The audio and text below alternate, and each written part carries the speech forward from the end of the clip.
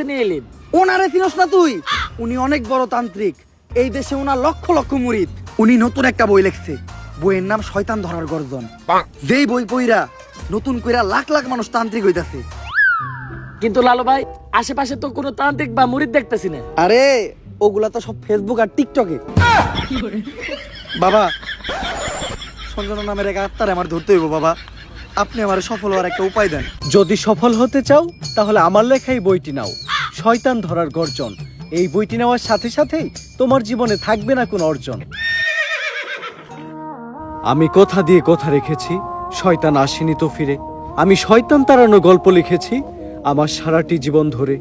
আমি অন্ধকারে মোমবাতি জ্বালিয়েছি, তবুও পাইনি ভূতের খোঁজ। আমি ভূতের অপেক্ষায় ছিলাম, ভূত নিজেই হয়েছিল নিখোঁজ। শয়তান ধরার গর্জন, পৃষ্ঠা নাম্বার চুদলিংপং। বাবা, এটা তো মন্ত্র না, ছন্দ কইলেন। মার্কেটে আপাতত ছন্দই চলে। বাবা, বইটা একটা আমারও লাগবো। দাম কত এটার? মাত্র 1000 টাকা। 1000 টাকা দিয়ে আর কিনুম? 1000 টাকা হাতে নিয়ে ভূতের ডাক দিলে ভূত নিজেই চাল চলে আয় পড়বো। 1000 টাকা দিয়ে বইয়ের দাম, এই বইয়ের বিশেষত্ব কি?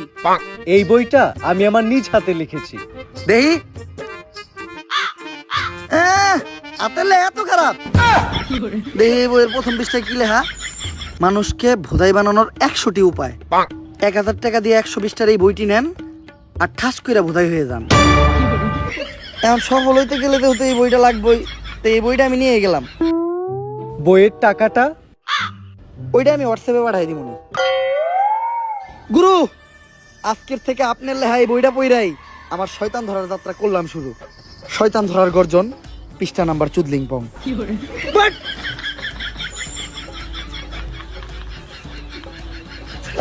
আত্মা ডাকার জন্য প্রথমে ময়দা দিয়া গোল করে একটা দাগ দিতে হইব, তারপর এক জন্ডে দাগের বাইরে বাই করতে হইব, কারণ শুধুমাত্র সেই আত্মাটা দেখতে পাইব।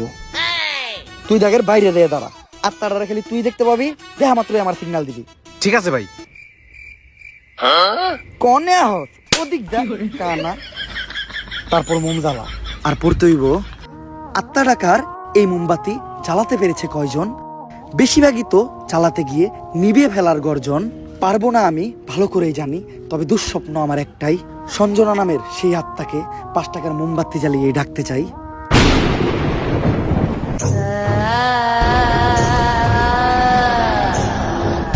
ওই দেখ তো কোন আত্মাটা চাইছে নাকি? না ভাই, 2 লাগাই তো কোনো আত্মা দেখতেছি না। দূর আমার লেওরা, এই বিষটা কাম হইব না, সামনের বিষটা দেখতে হইব।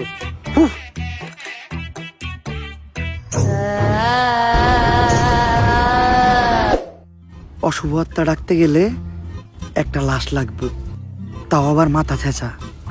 এখন মাথা ছেঁচা লাশ কই পাই? লাশ তো মর্গে পাওয়া যাইবো, কিন্তু একটা লাশের তো অনেক দাম, মিনিমাম 70-80 হাজার টাকা। 70-80 হাজার টাকা তো জিন্দা মানুষেরই দাম নাই। বাদ দে, লাশ লাগবো না। কিন্তু লাশ ছাড়া আবার আত্মা ডাক মুইবা কেমনে?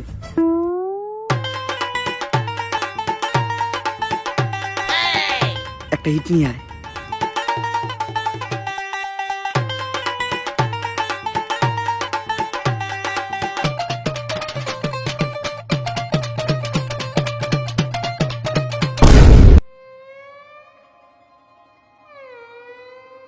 কপাল ভালো আমি কানা আসলাম না, নাহলে আপনি আজকে আমার লগে এই কামটা করতেন। আরে না, তোর লগে এই কাম করতাম না, আমার ভিতরে একটা মানবতা আছে না। কেমন মানবতা আছে ওটা তো দেখতে পারলাম। তারপর তোমার ডাইন হাত শক্ত কইরা লাশের মাথার উপর রাখবা, এই কথা চিন্তাও করো না। কি করলেন ভাই এটা? যদি এটা কইরাও ফেলো, তাইলে মাথার উপর থেকে হাতটা সরাইয়া হাতটা লাশের বুকের উপর রাখবা, এইটাও করা যাইব না। কারণ এটা করার লগে লগেই লাশটা বাদ হয়ে যাইব, ওই লাশ দিয়ে আর আত্মা ডাকা সম্ভব না। ভাই ভালো করে পড়ে দেন, হয়তো কোনো সমাধান অবশ্যই আছে। যদি এই 2 ডাকাতি তুমি কইরা ফেলো, তাইলে ওই লাশটা ঠিক করার একটা উপায় আছে। একটা উপায় আছে রে, বাচ্চি। এইটা মনের ভুলেও পাইব না। আমার লারের বই, লারের বই, এটা আমার লার। এই বই দিয়ে আমি ভূতই ডাকবো না, আমার নিজের ভিতর যে জ্ঞান আছে ওই জ্ঞান দিয়ে এবার আমি আত্মা ডাকার চেষ্টা করবো। ভাই আপনার ভিতরে কি আসলে কোনো আত্মা টাকার জ্ঞান আছে? হন, আমার ভিতর যখন থেকে আত্মা টাকার জ্ঞান আছে তখন থেকে তোর পাখিও খারায় না।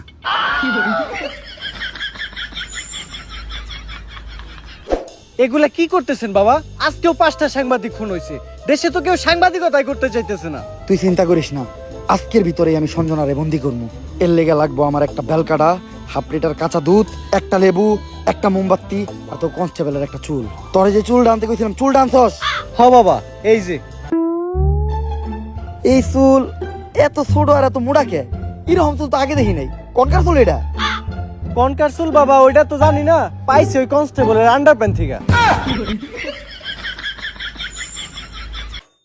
চলবো, কালকের ভিতরই সঞ্জনা আমার হাতের মুঠোয়। করতাছি ষড়যন্ত্র, জানি না কোনো মন্ত্র। পাশের বাড়ির কাকার নাম জালাল, হ্যাঁ খায় সুদ। আধা ঘন্টা ধরে আমরা আটকায়া বয়ে রইছি আমাকে মুত। সঞ্জনা তুই এক খাইয়া যাই 250 গ্রাম কাঁচা দুধ। ভাই দুধ আনলেন আধা কেজি, দিলেন মাত্র 250 গ্রাম, বাকি 250 গ্রাম তো আছে, এটা আমি খাই। না, এই দুধ যদি কেউ খায় তাহলে অনর্থক হইটা যাইব। এটা আমারে দে।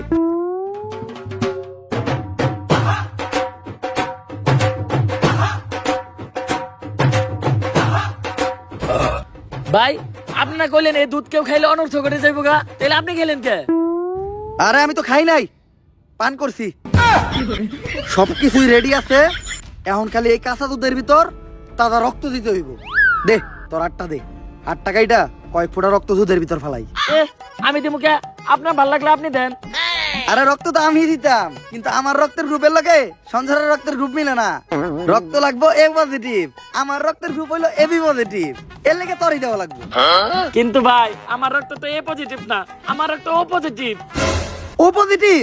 আমি তো বুঝলাই গেছিলাম ও পজিটিভ রক্তই তো লাগবো। দে।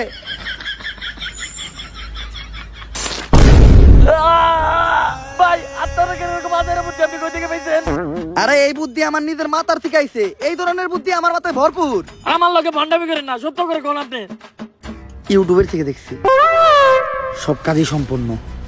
এখন আমি সঞ্জনার এডাইকা লেবুর ভিতর আর আত্মাটারে বন্দি করবো। যন্তর মন্তর সব কাপজাপ বন্ধ কর, ঝামেলা সব বাদ দিয়ে এই লেবুর ভিতর আইয়া বান কর। যদি এটা না করস, সঞ্জনা তোর নানিরে খালি কর।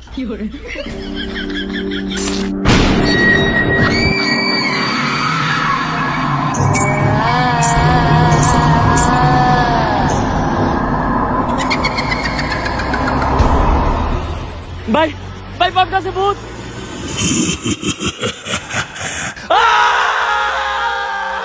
ভয় পাইস না, ততক্ষণ পর্যন্ত আমরা এই সার্কেলের ভিতর আছি আর এই মোম জ্বলতেছে, ততক্ষণ পর্যন্ত সঞ্জনা আমাকে কিছু করতে পারবো না। কিন্তু ভাই মোমবাতি তো ঘুরে যাইতেছে, এখন কি হইব? মোমবাতি ফুরাই গেলে বুঝবি আমরাও ফুরাই যাবো। সঞ্জনা তুমি খালি হলুদ সাংবাদিক করে মারতেছো কে? মিডিয়া হলো এদেশে সব থেকে বড় শক্তি, কিন্তু হলুদ সাংবাদিকেরা মিডিয়ার একটা মজা বানায় রাখছে। এদেশে ছোট ছোট বাচ্চারা ধর্ষণ হয়, খুন হয়, এগুলা নিয়ে কোনো নিউজ হয় না। কিন্তু পাকিস্তান থেকে কোন নায়িকা বাংলাদেশে আয়া বাত মারলো, পরিমাণে কি ড্রেস পরলো, কে ভাত বেচলো, কে কেক বেচলো, এগুলা নিয়ে হাজার হাজার নিউজ হয়। আর আমি যখন ধর্ষণ হই, এটা নিয়েও কোনো নিউজ হয় নাই। শেষ পর্যন্ত আমার মরতে হইলো।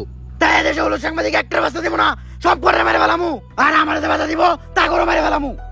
তোমার জায়গায় তুমি ঠিক আছো, কিন্তু সবাই রে মারা কোনো সমাধান না। হলুদ সাংবাদিকদের যন্ত্রণা এই দেশের প্রত্যেকটা মানুষেরই সহ্য করতে হয়। আসলে আমাদের পরিবর্তন হতে হবে, আমাদের প্রতিবাদ করতে হবে। আমরাই পারি এই দেশ থেকে হলুদ সাংবাদিক নিরাময় করতে। কিন্তু আমি থাকতে তোমাকে আর একটাও জান নিতে দিব না। পারলে টাকা। ভাই এটা কি কইলেন? এখন আমাকে কি হইব? আরে তুই চিন্তা করস কে? যতক্ষণ পর্যন্ত এই মোম জ্বলতেছে ততক্ষণ পর্যন্ত সঞ্জনা আমাকে কিছু করতে পারবো না। আচ্ছা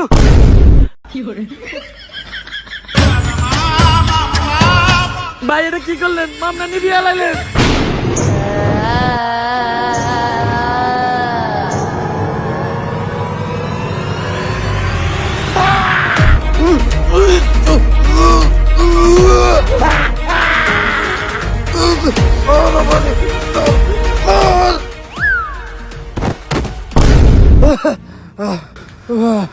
পুতুলটা পড়ার লগে লগে সঞ্জনা উপরে গেল, তার মানে কি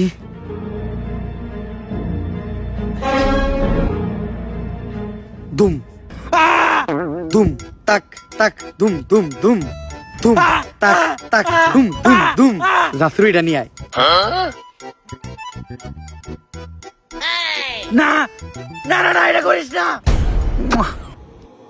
লেবুর ভিতরে ঢুকবি নাকি কইরা দিমু চুদলিং পং? আমি এনে ঢুকতেছি, কিন্তু মনে রাখিস আমি ফিরবো, আমি আবার ফিরবো।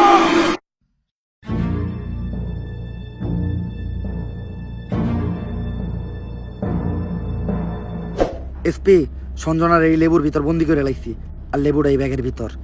কিন্তু খুব সাবধান, একটা জিনিস লক্ষ্য রাখবা, এই লেবুটা যাতে কেউ না কাটে। একবার যদি এই লেবুটা কেউ কাটে তাহলে সঞ্জনা আবার মুক্ত হয়ে যাইব। ঠিক আছে বাবা, আর আমার উপহারের 10 লাখ টাকা ওইটা অলরেডি আপনার হোয়াটসঅ্যাপে পাঠিয়ে দিছি। হোয়াটসঅ্যাপে? বউ বউ, এই ব্যাগটা খুব সাবধানে রাখবা, কেউ যেন হাত দিতে না পারে। আর যাও, আমার জন্য এক গ্লাস পানি নিয়ে এসো। আরে কতক্ষণ ধরে বসে আছি, পানি আনতে এত সময় লাগে?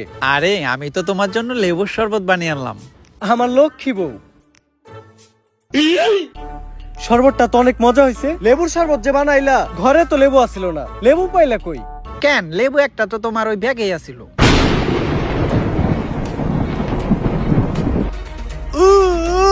কি গো, কি হলো তোমার? এমন করতেছো কেন তুমি?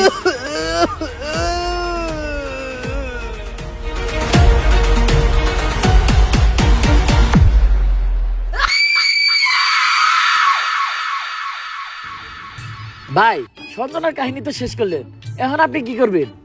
ভাবতাছি বই লেখমু একটা, পাবলিকরে ভোদাই বানানোর গর্জন। ব্যবসা খারাপ না, পাবলিক ভোদাই হতে চাইলে আমি বানাবো। পাবলিককে ভোদাই বানানোর এই উপায় পুরো দুনিয়াকে জানাবো। পাবলিক ঠিকই আমাকে বিশ্বাস করবে, ভাববে আমি থেকে যাব। কিন্তু না, তাদের পুং মারা শেষ হয়ে গেলে ঠিকই আমি পালাবো। পাবলিককে ভোদাই বানানোর গর্জন, পৃষ্ঠা নাম্বার 14।